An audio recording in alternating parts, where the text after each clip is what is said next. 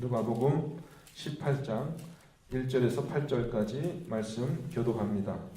예수께서 그들에게 항상 기도하고 낙심하지 말아야 될 것을 비유로 말씀하여 이르시되 어떤 도시에 하나님을 두려워하지 않고 사람을 무시하는 한 재판장이 있는데 그 도시에 한 과부가 있어 자주 그에게 가서 내 원수에 대한 나의 원한을 풀어주소서 하되 그가 얼마 동안 듣지 아니하다가 후에 속으로 생각하되 내가 하나님을 두려워하지 않고 사람을 무시하다.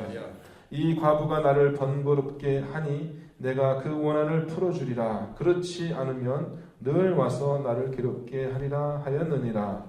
주께서 또 이르시되 불의한 재판장이 말한 것을 들으라. 하물며 하나님께서 그 밤낮 부르짖는 택하신 자의 원한을 풀어주지 아니하시겠느냐? 그들에게 오래 참으시겠느냐?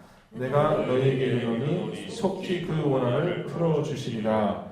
그러나 인자가 올 때에 세상에서 믿음을 보겠느냐 하시니라. 아멘. 속히 그 원한을 풀어주시리라. 이렇게 말씀의 제목을 정했습니다. 속히 그 원한을 풀어주시리라.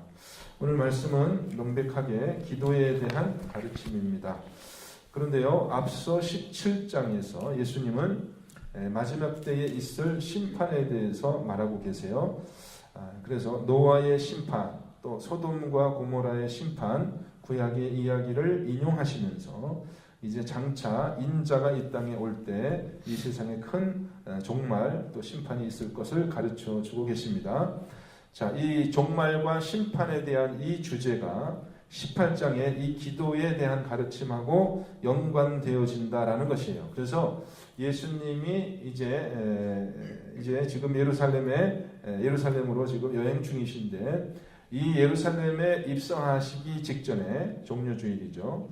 종려주일까지 예수님의 가르침이 주로 종말과 심판에 대한 가르침이었다.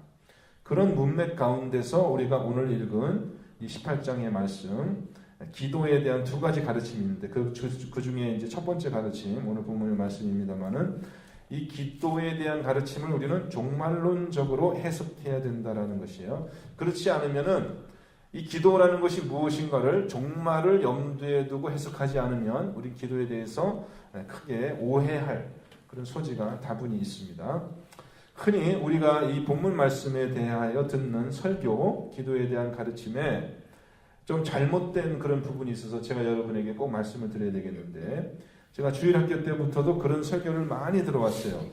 무엇이냐면은 지금 여기 과부가 나오잖아요. 이 과부가 자기의 소원을 관철시키기 위해서 어떻게 해요?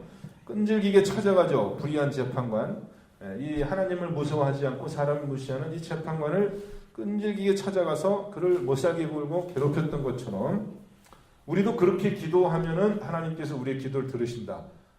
이렇게 우리가 이 가르침을 해석하면은 그건 아주 잘못된 것입니다. 자, 그러면 잘못된 해석의 그 요인이 무엇이냐? 이렇게 우리가 해석한다는 거죠. 내가 원하는 것을 무엇이든지 이 소원 성취하는 거예요. 그죠? 내가 원하는 것을 무엇이든지 하나님께 구해서 얻을 수 있다. 기도를 마치 소원 성취하는 그런 수단으로 우리가 생각하는 것이고요. 자, 그럼 어떻게 하면 되느냐?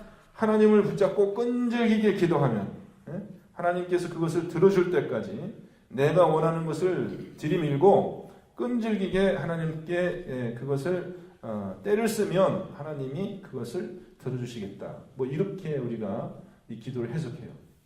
그래서 그냥 자기가 원하는 것이 뭐든지 상관없어요. 뭐 자식이 좋은 대학에 가는 거든지 아니면 자기가 직장에서 뭐 이렇게 승진하는 것이든지 뭐 좋은 아파트를 구하는 것이든지 무엇이든지 우리가 믿음을 가지고 반드시 하나님께서 주시겠다는 것을 가지고 끈질기게 기도하면 하나님이 우리에게 그렇게 모든 것을 내가 원하는 걸 주신다. 이렇게 이제 가르친다라는 거예요. 이거는 이 기도의 가르침을 전혀 이 핵심을 파악하지 못한 아주 큰 잘못된 오해입니다. 지금 이 본문에 이 가르치시는 이 기도의 가르침은 종말과 심판에 대한 가르침이다. 그거하고 분리되어서 내가 원하는 것을 성취하는 그런 것으로 우리가 해석하면은 그런 하나님은 정말 우리가 믿는 하나님이 아닙니다. 하나님이 불의한 이 본문에 나오는 이 불의한 재판관처럼 그렇게 우리의 기도를 가능하면 안 들어주시려고 하는 그런 분이 아니라는 것입니다. 왜 하나님이 이렇게 심술부줄 하나님이 됩니까? 그렇지 않습니다. 절대로 그렇지 않아요. 오늘 본문의 가르침의 핵심은 정반대예요. 하나님은 우리의 기도를 듣고 계시고 반드시 그것도 속히 우리의 기도를 응답하시는 분이라는 거예요. 아니 이 땅의 불의한 재판관도 그렇게 나쁜 재판관도 과부의 소원을 들어주시는데 의로우시고 사랑이 많으신 우리 하나님께서 왜 성도의 기도를 듣지 않으시겠냐는 거예요. 속히 들어주시겠다는 것입니다. 여기에 강조점이 있어요. 그래서 우리 하나님께 때를 쓸 필요가 없어요. 그럼 우리는 왜 하나님께 기도를 드리는 것이냐? 하나님이 우리의 기도를 이미 듣고 계시고 우리의 기도를 응답하시려고 그렇게 준비하고 계신 분인데 왜 우리는 그러면 계속해서 왜 우리는 하나님께 끈질기게 기도해야 되느냐? 한번 그냥 기도하고 말지요. 그게 더 큰 믿음 아닙니까? 한번 딱 기도하고 하나님이 반드시 들어주실 거야 이렇게 믿는 것이 더 큰 믿음 아니에요? 그렇지 않습니다. 우리가 계속해서 기도하는 이유는 하나님께 우리의 뜻을 관철시키기 위해서 때를 쓰는 기도를 하는 것이 아니고요. 잘 들어보세요. 우리가 계속해서 하나님께 끈질기게 기도하는 이유는 뭐냐면 하나님께서 당연히 우리의 기도를 들어주실 것을 믿기 때문에 기도하는 거예요. 안 들어주실까봐 때를 쓰는 기도를 하는 것이 아니라 기도하면 하나님이 반드시 들어주실 것을 믿기 때문에 그것을 들어주실 때까지 우리가 감사함으로 기도한다는 것입니다. 여러분 그 차이가 아시겠어요? 안 들어주실까봐 때를 쓰는 기도하는 것이 아니라 하나님이 반드시 우리의 기도를 들어주실 것이기 때문에 우리가 계속 기도한다는 것입니다. 저와 여러분의 기도가 그렇게 좀 전환이 되면 좋겠습니다. 언제부턴가 우리는 이 기도를요 짐처럼 부담스럽게 생각해가지고요 기도를 막 의무감으로 막 해야 되는 것으로 막 그렇게 생각해요. 기도해도 별 효과가 없는데 기도 안 하면 뭔가 죄의식이 들고 내가 신앙이 올바른 것 같지 않으니까 그냥 막 부담감으로 막 기도를 하는 거예요. 막 소리를 질러야 되고요. 그것은 사실은 기도의 기쁨이 빼앗긴 그런 성도의 참 메마른 기도예요. 그렇게라도 기도하는 게 좋습니다. 기도 안 하는 것보다는 그렇게라도 기도하는 게 좋아요. 그런데 이것은 너무나 이 하나님과의 영적인 교제가 단절된 아주 메마른 그런 기도가 될 수밖에 없어요. 하나님이 우리의 기도를 들으시고 내가 기도하면 하나님이 들으시는 것을 우리가 경험하면서 기쁨과 감사함으로 기도해야 되는데 그것이 아니라 우리가 너무 형식적으로 이 기도에 대해서 알지 못하고 그렇게 기도하는 것은 얼마나 참 이 성도의 정말 그 믿음이 참 결여된 것인지 우리가 참 이것에 대해서 깊이 생각해야 됩니다. 자, 기도가 이렇게 메마르게 된 때는 오늘 본문 말씀에 대한 오해가 한몫 크게 작동하고 있습니다. 그래서 우리는 정말 이 기도에 대한 우리의 생각을 좀 굉장히 혁명적으로 바꿔야 됩니다. 굉장히 우리가 기도에 대해서 오해하고 있어요. 기도는 아주 단순한 것이고요. 비밀이 없어요. 비밀이 없어요. 기도에 대해서는 그 감추어진 내용이 없다라는 것입니다. 우리는 누구나 다 기도에 대해서 알고 있어야 돼요. 단순한 겁니다. 기도하면 하나님께서 들으신다라는 거예요. 그것만 알면 돼요. 여러분, 우리가 기도하면 하나님이 들으시는 것을 여러분 믿으십니까? 네. 그거 한 가지만 알면 되는 거예요. 뭐 이렇게 비밀이 없어요. 그러면 하나님 우리의 기도를 들으신다는데 그럼 우리 왜 기도를 안 하는 거예요? 왜? 여러분 정말 기도하여서 하나님께 응답받아 본 것이 언제입니까? 여러분 이 기도를 믿지 않고 기도의 효과를 믿지 않는 사람의 증상이 있습니다. 하나님께 기도하지 않고 사람에게 기도하게 돼 있어요. 반드시. 하나님이 우리의 기도를 듣는다는 것을 믿지 않는 사람들은 하나님께 기도하는 시간이 없어지고 대신에 어떻게 해요? 사람을 붙들고 자기의 뜻을 이루려고 사람하고 씨름하게 되어 있습니다. 그 기도하지 않는 사람의 특징이에요.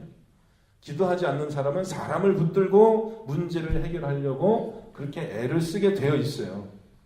항상 저 사람이 문제라고 생각하고 저 사람이 나의 문제를 해결해 줄 수 있는 사람이라고 생각하기 때문에 하나님이 나의 문제를 해결해 주는 사람이 아니라 분이 아니라 남편이 나의 문제를 해결해 주는 사람이다. 이 부인이 나의 문제를 해결해 주는 사람이다. 그렇게 생각하기 때문에 자꾸 사람을 붙들고 씨름을 합니다. 내 문제 좀 해결해 달라고. 근데 여러분 그렇게 해 보셨죠? 문제가 해결됩니까? 해결 안 돼요. 사람을 붙들고 싸워가지고 해결되는 문제는 없어요. 근데 여러분 기도해 보십시오. 기도해 보십시오. 하나님께서 그 문제를 해결해 주십니다. 우리의 기도를 응답해 주세요. 그리고 이 기도에 대해서 오늘 본문 말씀에서 우리가 또 한 가지 오해하는 부분이 뭐냐? 오늘 본문 말씀은 우리가 무엇을 구해야 되는지, 무엇을 기도해야 되는지에 대해서 오늘 본문 말씀이 무엇을 가르쳐주고 있습니까? 우리가 아무거나 내가 원하는 소원을 빌면 하나님께서 그것을 다 속히 응답해 주신다는 그런 약속인가요? 오늘 말씀이? 이 과부의 억울한 사정이라는 것은 뭐예요? 오늘 본문 말씀에 보면 이 과부의 억울한 사정은 뭐냐면 원수에 대한 거예요. 원수가 있어서, 그렇죠? 3절 말씀 보십시오. 그 도시에 한 과부가 있어 자주 그에게 가서 내 원수에 대한 나의 원한을 풀어주소서, 이렇게 지금 재판장에게 이야기하고 있거든요. 자, 오늘 본문 말씀은 우리가 아무거나 내가 원하는 것을 하나님께 기도하면 하나님께서 우리의 소원을 다 성취해 주신다, 그런 약속이 없어요. 그런 하나님은 사실 기독교 하나님이 아닙니다. 그것이 바로 우상들이에요. 우상들. 왜 사람들이 우상을 만들어냅니까? 자신의 뜻과 자신들의 편리함을 추구하는데 협조적인 그런 신들, 그게 우상들이에요. 자신의 뜻을 관철시키는 수단으로서 그렇게 필요한 그런 신이 바로 우상이에요. 그러니까 자기 기도라는 것을 자기의 욕심을 이루는 그런 수단으로 사용하는 것, 그것이 바로 이방신들을 믿는 사람들의 태도입니다. 그것처럼 잘못된 기도가 없어요. 우리 하나님은 그런 하나님이 아니에요. 뭐 내가 원하는 것을 들어주시고 나의 욕심을 성취시켜 주시는 그런 하나님이 아니고 그런 기도가 아닙니다. 그건 기독교의 기도가 아닙니다. 그래서 우리가 본문 말씀을 이 종말과 심판이라는 관점에서 해석을 해야 된다는 것입니다. 이 과부가 지금 재판관에게 구하고 있는 것은 뭐냐? 의로운 재판이잖아요. 공정한 재판이잖아요. 나의 억울한 사정을 풀어달라고 이야기하는 것입니다. 그래서 그 과부에 대한 응답, 이 과부의 기도에 대한 응답은 결국 무엇으로만 가능한 것이냐? 의로운 심판으로만 가능한 것이에요. 그래서 이 기도에 대한 가르침이 성도의 기도를 하나님이 반드시 들어주시겠다라는 이 기도에 대한 가르침이 결론이 어떻게 나고 있느냐? 18장 8절 말씀 다시 한번 읽겠습니다. 8절 말씀이 결론입니다. 같이 읽습니다. 내가 너희에게 이르노니 속히 그 원한을 풀어주시리나 그러나 인자가 올 때에 세상에서 믿음을 보겠느냐 하시니라. 자, 여기 보면 하나님께서 성도를 그 앞에서는 뭐라고 얘기합니까? 하나님께서 그 밤낮 부르짖는 택하신 자들의 원한을 풀어주겠다 얘기해요. 밤낮 부르짖는 택하신 자들의 원한을 하나님이 풀어주는데 그 택하신 자들의 기도가 응답되어지는 그 신호가 뭐예요? 누가 지금 오고 있습니까? 누가 오고 있어요? 인자가 오고 있어요. 인자가 오는 그 현상이 바로 성도의 밤낮 부르짖는 그 기도가 응답되어지는 방식이에요.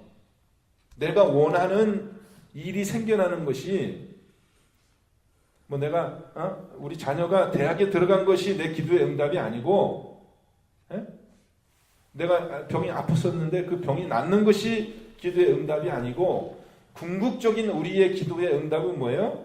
인자가 하늘로부터 오는 것이, 그래서 정말 의로운 재판, 억울한 사정이 다 해결되는 그 재판이 오는 것이, 그것이 나의 성도에 대한 기도의 응답이라는 것이죠. 내가 잘 먹고 잘 살 수 있도록 그렇게 환경이 바뀌어지는 것이 문제의 해결이 아니라 우리는 이 땅에서 지금 내가 살아가는 이 환경이 변하지 않고 약간만 좋아지면서 그렇게 살기를 바라잖아요. 우리는요. 그죠? 우리는 지금 살만하잖아요. 조금 더 편안하고 조금 더 내가 잘 먹고 잘 살 수 있는 환경에서 길이길이 지금 이 땅의 삶을 누리기를 원하잖아요. 그런데 그것이 우리가 바라는 것이 응답인지는 모르겠지만은 그것이 기도의 응답이 아니고 인자라는 분이 이 땅에 오셔서 의로우신 재판장으로 이 세상을 재판하는 그것이 공의와 진리가 서는 그것이 바로 기도에 대한 하나님의 응답이라는 것입니다. 그것이 우리 기도에 대한 궁극적인 응답이 돼요. 근데 이 마지막 질문, 예수님의 이 마지막 질문이 아주 강한 여운을 남기지 않습니까? 그러나 인자가 올 때에 세상에서 믿음을 보겠느냐? 믿음을 보겠느냐? 자, 이 말씀은 하나님께서 반드시 의로우신 그런 재판으로 성도의 기도를 응답하실 텐데 그것을 믿고 그것을 구하는 그런 기도가 항상 이 땅에서 올려져야 될 것에 대해서 예수님이 말씀하고 계십니다. 그러니까 낙심하지 말고 항상 기도해야 될 것에 대해서 예수님이 가르치시는 그 가르치심의 내용이 뭐예요? 그 하나님의 그 오심, 다시 오심, 예수 그리스도의 그 다시 오심, 그 종말을 구하고 그것을 믿고 기도하는 그런 성도들이 이 땅에 많지 않을 것이다라는 그런 암시잖아요. 그런 암시잖아요. 그 하나님의 의로우신 재판을 기대하고 그것을 고대하고 그것을 구하는 성도들이 이 땅에 많지 않을 것에 대한 그런 암시란 말이죠. 왜 그렇습니까? 왜 사람들은 하나님의 심판이 이 땅에 오기를 바라지 않을까요? 이 앞에 17장에 보면은 아까 제가 서두에 언급했던 것처럼 예수님께서 종말과 심판에 대해서 얘기하시면서 두 가지 예를 들잖아요. 노아의 심판과 소돔과 고모라의 심판. 노아의 때를 여러분 기억해 보시면 사람들이 의로우신 재판, 하나님께서 오셔서 이 땅을 의로 심판하실 것을 바라지 않았다는 거죠. 그 세대의 사람들은 다 뭐에 관심이 있었어요?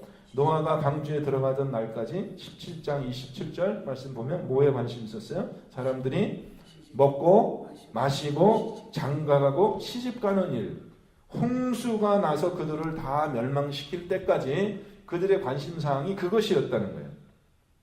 사람들은 심판 별로 관심 없어요. 의로우신 재판 그런 거 필요 없어요.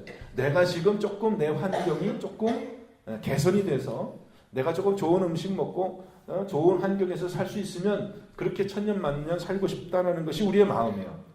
그럼 하나님의 심판을 간절하게 바라는 사람들은, 기도하는 사람들은 어떤 사람들이겠어요?